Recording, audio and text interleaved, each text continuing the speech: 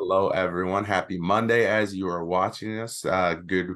Hope you're having a good start to your week ahead here. Mondays are always a mixed bag for some, so hopefully you're on the good side of that bag this week ahead. So, as you can see, a new guest this week, we have Aurora joining us. Thank you again, Aurora, for taking some time to jump on here with me and discuss what you've got going on this week and how you're transitioned from education into recruiting. Thank you so much, Matt. I'm really glad to be here and love to talk about my career transition. Absolutely. So as most of you know from watching the show, we follow kind of a loose format. So things that are motivating me this week. So the biggest thing I would say this week, and when I started the new year, one of my things was getting back into like the fitness side of things. I had some family members close to me that had some health scares over the holidays that was kind of an eye opener for me. So part of that was just kind of taking dieting more seriously, exercise more seriously. And it's tough. I know it's not tough to run when it's cold out, be motivated, Matt, right? But for me, it's tough. I don't like to run outside when it's freezing cold. And here in PA, we've got about 3-4 months of that ahead of us. So we did get a treadmill this week. It delivered and installed and put together this week. So that's the biggest motivator for me, is finally getting to like be more serious about what I said I'm going to take serious in this year. So starting to take that a little bit more in the direction of running, exercising a little bit more, doing some cardio instead of just the other workouts that I was doing. So that's what I'm looking forward to the most. As lame as that may sound to some, that's the biggest thing for me. Other things motivating me for the week, though, if you've watched the show for a long time, I haven't talked about it recently, but wrestling is still life for Matt, and the Royal Rumble is this weekend. So it's one of the few pay-per-views or live events, I guess they're called now, that really still gets me excited. One of the main four. I usually get together with a group of friends that are still into wrestling, the ones that didn't ditch it right after high school, and we still kind of talk and watch on a consistent basis. So getting together with them this weekend is the other thing. Third motivator, I'm going to keep kind of low key because I don't want it to like come Monday and just the worst weekend ever where the Eagles actually lost. So fingers crossed. The Eagles won. They advanced into the playoffs. Then we have that motivating me for the week ahead. If not, is what it is. I'm used to it. So goals for the week ahead in terms of professionally, what I'm hoping to accomplish at work for the week. The biggest thing for me is I have a few job postings that I want to kind of retool. I've had them up for about a week now, and we're getting some good traction on it, but there's always changes, improvements you can make to the positions that you have posted. So that's one of the things for me, is just kind of looking at the wording, seeing if there's anything I want to update as I've gone through conversations with the hiring managers, conversations with candidates, if we're seeing anything that we need to focus on more specifically, making those changes. And I've always kind of been limited in terms of where I search for candidates and applicants. There's the primary job boards that I think everyone uses routinely. So this week I want to take some time and kind of look into other avenues as well, other job boards, other ways of recruiting that I can just kind of use as we move forward into the new year. And so my win from the week behind us, so third week of the new year, I have my third offer extended and accepted. So that's 3 for 3. I want to continue that streak going here, moving into the new year. So that's what I have going on this week. Aurora, what is going on in your world? So, three things that have been motivating me recently is I actually have a trip at the end of Q1 to South America. So just kind of having a really stellar Q1 is is largely motivated by getting on a plane and traveling a little bit. Another natural motivator for me has always been my family. I'm a second generation American. So just making sure that I'm making our family's name proud and continuing to produce and live our family values is something that motivates me on a week-to-week basis. And then also super motivated by I've been traveling in New York this week. I'm really motivated to get back to my dog. I miss my dog, but I love New York City, but I really miss my dog. So huge motivator is getting home to my pup tomorrow, and being able to see my nieces for a little bit. Now, a couple of goals. Definitely a big goal of mine is to continue to keep my foot on the gas in terms of recruiting. I think momentum's a big piece of this job, and an object in motion stays in motion. So big goal is to just continue to stay in motion, continue to submit at a minimum 5 solid candidates each week. another big goal of mine is to start exploring different options for new clients to be working with lots of developers and having a pipeline of people I've connected with. My goal is to start to explore different avenues to be able to present sharp candidates to new businesses and new hiring managers. And one thing I'm really celebrating this week is I had an application developer that earned a job offer through one of our major clients, a Fortune 150 client, and they ended up getting a job offer that was $8,000 over the approved HR salary band. And I know you know, Matt, if HR has an approved salary, it is highly unlikely that they are going to go a penny over that. So to hear that the candidate was valued so much that they were awarded $8,000 extra over what I said they could get at the very most was a really cool experience.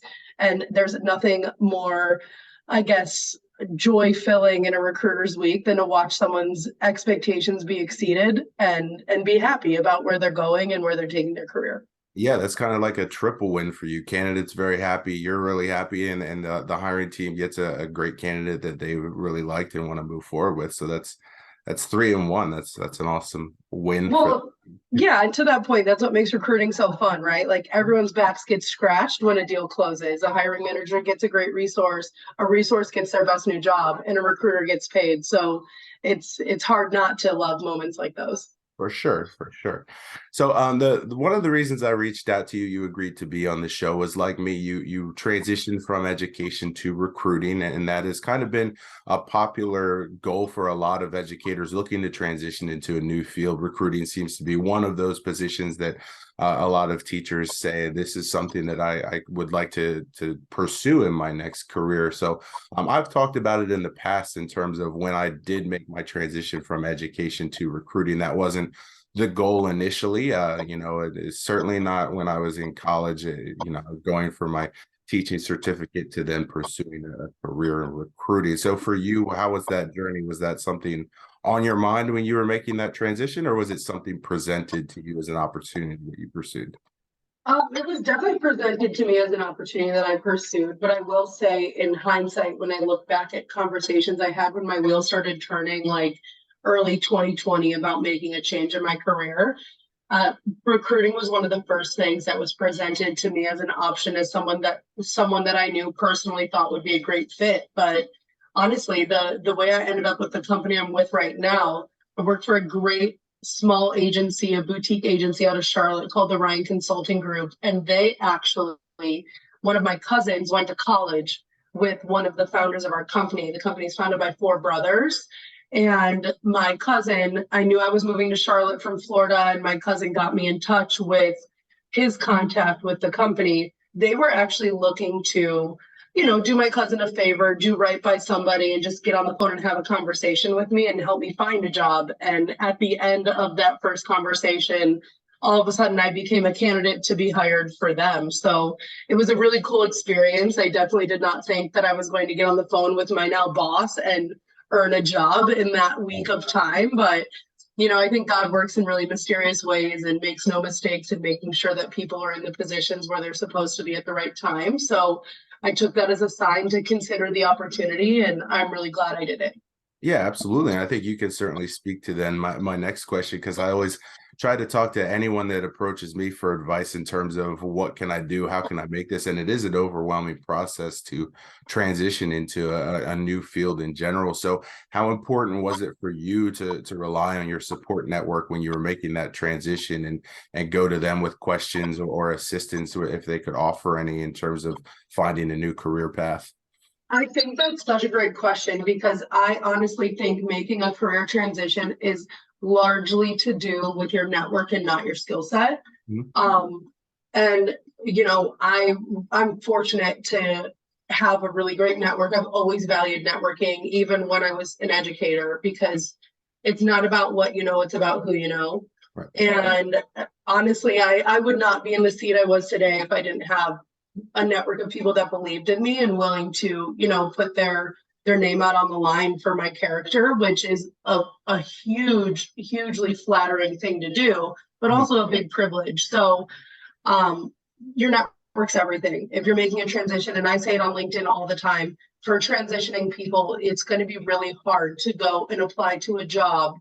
Just, click on the link, apply, submit your resume. It's just not a method I find to be effective for career transitioning professionals at any degree. Mhm. And kind of a fun fact, I have to this day never earned a job by applying online in my career. And I worked for a university in Spain for a year. I worked for the Pittsburgh Pirates. I worked for IMG Academy. And now my current company, I've worked for some pretty cool conglomerates, but never once did I apply online. It's all been through my network. So I say that to people too. Like, the link to the application facade is not necessarily the most effective way to get to where you want to be. Right, absolutely. Absolutely. So now that you've been doing or been part of the recruiting industry for some time, what are some of the things that you enjoy most about the position that you're in? And another thing I like to ask in terms of transitioning teachers is the biggest thing they're always asking is transferable skills. What can I do? What's going to make me stand out in a new field? So what are some skills that you had as an educator that you feel really prepared you for your career in recruiting?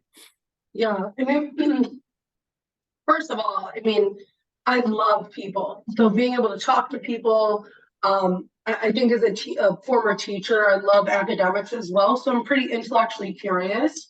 And I think having that intellectual curiosity has helped me be more successful in my career, but being able to interact with people has been largely motivating and energizing for me in my seat, which is something I'm super grateful for. And I also say that I think recruiting is probably the most altruistic sales function that exists, Mhm. because you are helping people get their next best job. You are helping families change their lives. You are helping parents ensure their kids.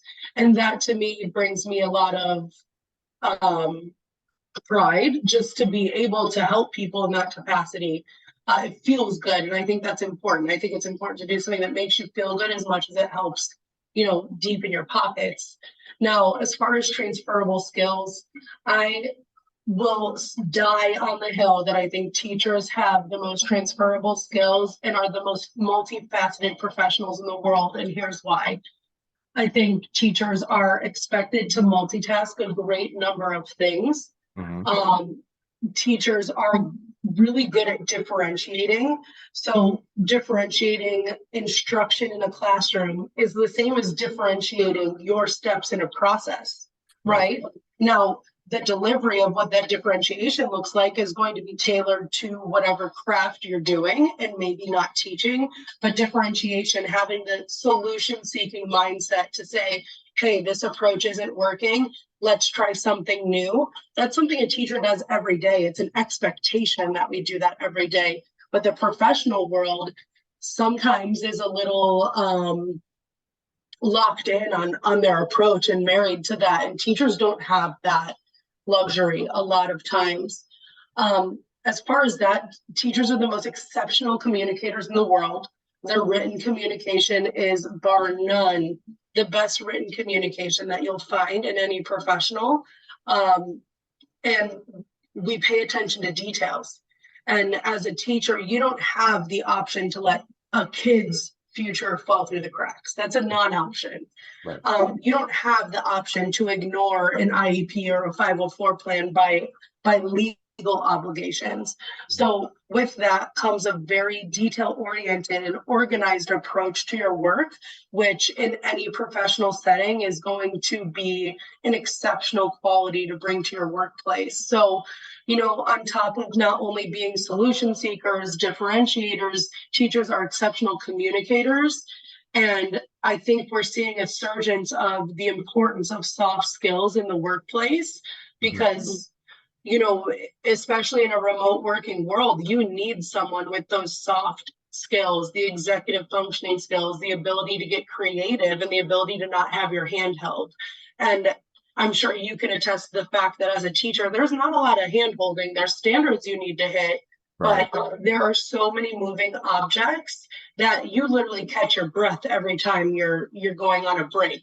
That's what the idea of winter break is. It's like, let me catch my breath. What just happened in this first semester?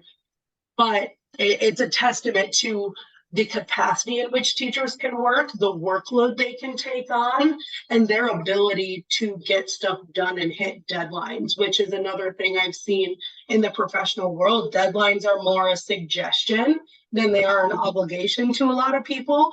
And I'm sure you could also relate to the fact that as a teacher, not hitting a deadline is not an option. Right? Like not having an updated grade at the end of the quarter is a non-option, or your job is at jeopardy. Mm-hmm. So sometimes I think, Matt, that teachers get held to such high standards in such it depends where you're at. And I worked in a great environment for teachers. I just wasn't happy with my compensation. Now, other people don't work in those healthy environments, right? So they're held to these really high standards and always feel like they're not getting done what they have to do. And what I always say to that is, man, once you get yourself in what I call the rat race of corporate America, you recognize as a teacher your capabilities and your capacity to succeed, generally speaking, are leaps and bounds greater than your counterparts. Mm-hmm. Because our idea of an 8-hour workday is being in front of students for 8 hours. And then what happens when you leave school?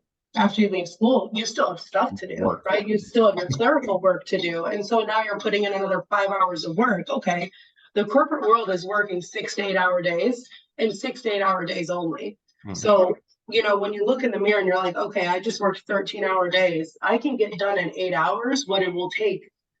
I can get done in 4 hours, what it will take most people 8 hours to get done. And that's just because of the nature of what I come from. Yeah. And those are mostly some of the skills that I see to be very transferable for teachers. And, on top of being academic subject matter experts, yeah, you have the capacity to do that somewhere else because of that intellectual curiosity, right? Like you had to have some sort of inkling or want to know. For example, I was a math teacher for quite some time after I was a Spanish teacher. I had to love math to go in and read a calculus textbook and teach myself how to teach calculus, right? Yeah. So now let's apply that to being a product manager or a project manager or a recruiter, right? That intellectual curiosity will take you very far because you don't want to be a novice. And when you step into those shoes of being a novice again for the first time as an educator, I found myself very motivated to not be a novice anymore. I wanted to master the craft. And I think that's a huge competitive advantage as well that teachers have entering the corporate workplace. Absolutely. Absolutely correct. So last question, you've given a ton of knowledge and advice already. So the question, though, is a little unique for you because I usually pose any question to a transitioned educator in terms of advice you've received, but you're also in a position where you're continuing to help other people transition, not necessarily from education, but to a new company, to a new career. So you're constantly looking out for their best interests as well. So either what piece of advice did you receive during your transition, or what advice do you give to the candidates that you work with in terms of what they can expect when they're starting off this journey that helped you or helps them? I think that's just unique to the person you're speaking to. And for me as a recruiter, I love to find pieces of relatability to be able to kind of set those expectations. I think the biggest piece that is beneficial working with people that are transitioning careers is, and that's outside of telling people to focus on their network, because that's always my first piece. Like, who do you know that loves you, trusts you, and will vouch for you? Because you need to ask that person for help. Mm-hmm. I think being able to ask for help is a big thing that transitioning professionals need to consider. It's okay to ask for help. You don't need to suffer in silence. Right. And I also think, being able to put yourself out there, I think there's a lot of, especially in 2023, our world lacks a lot of interpersonal communication. So, another huge piece of advice is put yourself out there. Like, what new event can you go to? Whose hands can you shake? Right. And it's not even to be self-promoting. It's to go meet people, because I think we'll be surprised how many people want to help others. Primarily, what I found is more tenured professionals that have been in the workplace longer than me. When I've made a great impression, what I've noticed is that those people want to help me. And I think, the Gen X and the baby boomers that we see still in the workplace, when they see a millennial or a Gen Z worker looking to transition, looking to be hungry, it's something that they appreciate. And I think kind of understanding the intricacies of the way different generations work and function to be able to foster relationships is a huge piece of being able to open doors for yourself. And that's always something I share with people. And outside of that, just kind of letting people know how recruiting works, right? You can attest to this as much as I can. There was no teacher when I went to business school, right? There was no teacher or professor that was like, this is what you need to do to be a recruiter. And then all of a sudden you get out of college and you start hearing from these recruiters. And I think kind of just understanding the concept of internal recruiting versus agency recruiting, how people make money in recruiting, what kind of money they're making, how that is applied to you as a candidate, and what that means. I think that knowledge is power, because a lot of times you'll see people not understanding. Like, for example, I'm an agency recruiter. If I get you a full-time job, I make a lot of money the more money you make on your full-time salary. Right. So, of course, it's my vested interest to make sure that whomever I'm working with is getting the most money as possible. Yep. Now, if you're a contractor and I'm your recruiter, you need to have a little bit more finesse, right? Because I'm billing my client a certain rate and I'm paying you.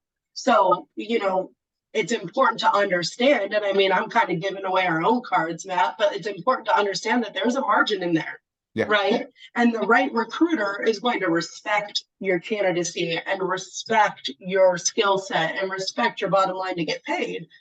But I don't think that we can assume that all people function that way. So to understand that they're working on a spread and there likely is a dollar here or there for you, and understanding that that dollar per hour means that it's $2,000 a year in your pocket at a minimum, just little nuances of recruiting that I think you just don't know until you get into the thick of it or you're working as a recruiter are super important to know just for your own bottom line. Right. Yeah, absolutely. Absolutely.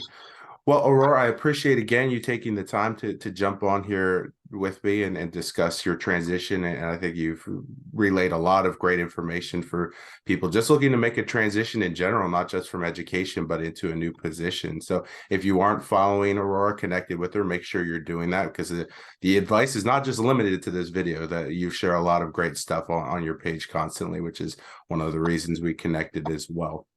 Yeah, absolutely. I mean, and I would love to see people coming to me as a resource. I love to work with people and help them. And my LinkedIn page has a bunch of featured resources with different advice and templates and all of those things. So however I can help advocate for your network or any transition teachers that Matt, I would love to be a value-added piece to that too. Yeah, absolutely. Absolutely. So again, make sure you're connected and following. We hope you have a great week ahead, and we will see you next Monday. All right. Thank you.